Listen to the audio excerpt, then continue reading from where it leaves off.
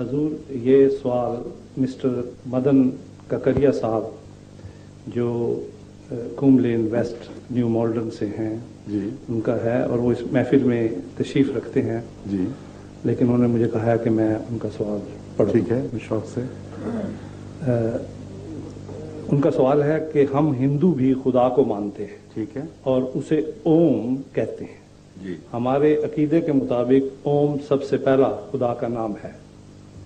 اس کے بعد ہم ہندو اوتاروں یعنی میسنجرز آف گاڈ کو مانتے ہیں۔ جی، ہندو اکثریت اوم کی عبادت ان اوتار کی وساطت سے کرتی ہے۔ بعض آگ کی پوجا بھی کرتے ہیں، اور یہ طریق پرستش توجہ یعنی کانسنٹریشن کو قائم رکھنے کے لیے ہے۔ توحید پرستی، اوم پرستی باوساطت اوتار۔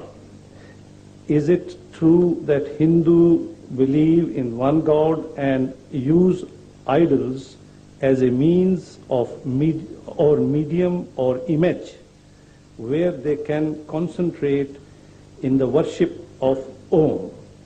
Is this method all right for concentration? کیا یہ طریق عبادت توجہ کو قائم کرنے کے لیے درست ہے؟ میرے نزدیک یہ محض نفس کا دھوکہ ہے، اور سوال کرنے والے اگر خود اپنے نفس میں ڈوب کے دیکھیں تو ان کو معلوم ہوگا کہ اوم تو کہیں اوپر کہیں موجود ہے۔ جو مانگا جاتا ہے وہ دولت ہو تو لکشمی دیوی سے مانگی جاتی ہے، بیٹے لینے ہو تو ایک اور خدا سے مانگے جاتے ہیں، اور ہر چیز کے لیے دیوی دیوتا بن چکے ہیں۔ جب توجہ اس کی طرف مرکوز کرتے ہیں تو دو غلطیاں پیدا ہوتی ہیں۔ اول یہ کہ وہ دیوی بھی نظر نہیں آ رہی،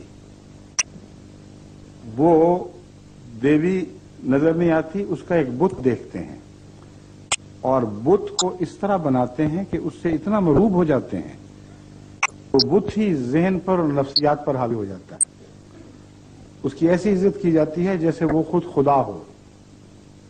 اگر صرف کنسنٹریشن کے لیے کچھ کرنا ہو تو لکڑی کا ٹکڑا سامنے رکھ لو، کوئی مٹی کا گولا سامنے رکھ لو، تو کنسنٹریشن والی بات تو پوری ہو جاتی ہے۔ مگر آپ نے عبادت کی، ٹھوکر مار کے اس کو ایک طرف کر دو کہ تو مٹی ہی ہے۔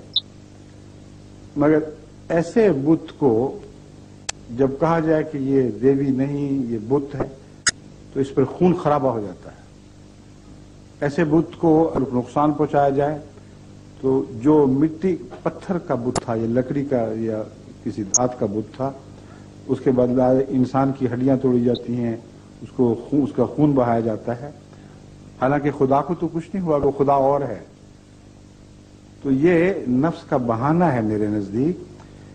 اگر بہانہ نہیں تو نفس کا دھوکہ ہے، ایک نفسیاتی سایہ پڑ جاتا ہے ایسے لوگوں کے دل پر۔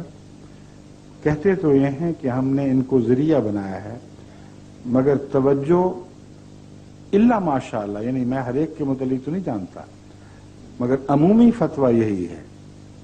میں ایسے ماحول میں پیدا ہوں جہاں میرے چاروں طرف ہندو بستے تھے، ہمارے گھر کے سامنے ہمسائے میں ہندو رہتے تھے۔ وہ پیپل کی جب پوجا کرتے تھے تو خدا کی نہیں کیا کرتے تھے، پیپل ہی کی پوجا کرتے تھے۔ بت سامنے رکھتے تھے تو اس بت ہی کو وہ اہمیت دیتے تھے۔ اس لیے یہ کہانیاں بھی وہ ملیں گی کہ بت نے دودھ پی لیا، بت نے آنکھیں کھولی، بت نے حرکت کی۔ یہ جو قصے بتوں کے گرد گھڑے گئے ہیں، یہ ظاہر کرنے کے لیے گھڑے گئے ہیں کہ خود یہ اپنی ذات میں خدائی صفات رکھتے ہیں۔ اس لیے یہ شرک ہی شرک ہے۔ توجہ کا ایسا انتشار اپنی ذات میں خدا کی طرف توجہ قائم کر لیے کے لیے نہیں، بلکہ توجہ ہٹانے کے لیے ہے۔ اس لیے آخری خدا کے تصور سے کچھ نہیں مانگا جاتا، ان جھوٹے مصنوعی تصورات سے مانگا جاتا ہے۔ اب یہ بات دوسرے پہلو سے بھی غلط ہے۔ میں نے کہا تھا دو نقص ہیں اس میں۔ اول یہ کہ جن کو یہ دیوی دیوتا کہتے ہیں ان کو فی ذات ہی خدا کے ساتھ ہمیشہ سے موجود بتاتے ہیں۔ میں نے वेदों का भी सारा तो नहीं मगर किसी हद तक मुतालिया किया है। भगवद गीता तो मैं बहुत ही मद्दाह हूं, अजीमुशान किताब है, उसका भी मुतालिया किया है। मैं आपको बताता हूं, असल अकीदा यह है कि जिस तरह खुदा हमेशा से है यानी ओम, उसी तरह उसको इंद्र भी कहते हैं, बाज परमात्मा भी कहते हैं, मगर उसके साथ हम मसलन ब्रह्म भी कहते हैं, उसके साथ और भी हैं, वो सब के सब हमेशा से हैं। बड़े खुदा ने इन खुदाओं को पैदा नहीं किया, बल्कि ये खुदा हमेशा से खुदाई में उसके शरीक चले आ रहे हैं। हाँ, स्पेशलिस्ट्स हैं। बाज के कब्जे में हवा है, बाज के कब्जे में पानी है, बाज के कब्जे में मिट्टी है, बाज के कब्जे में अशजार हैं या रूहें हैं। इसलिए जब वो हमेशा से हुए तो खुदा के शरीक हुए, खुदा के बंदे कैसे हो गए?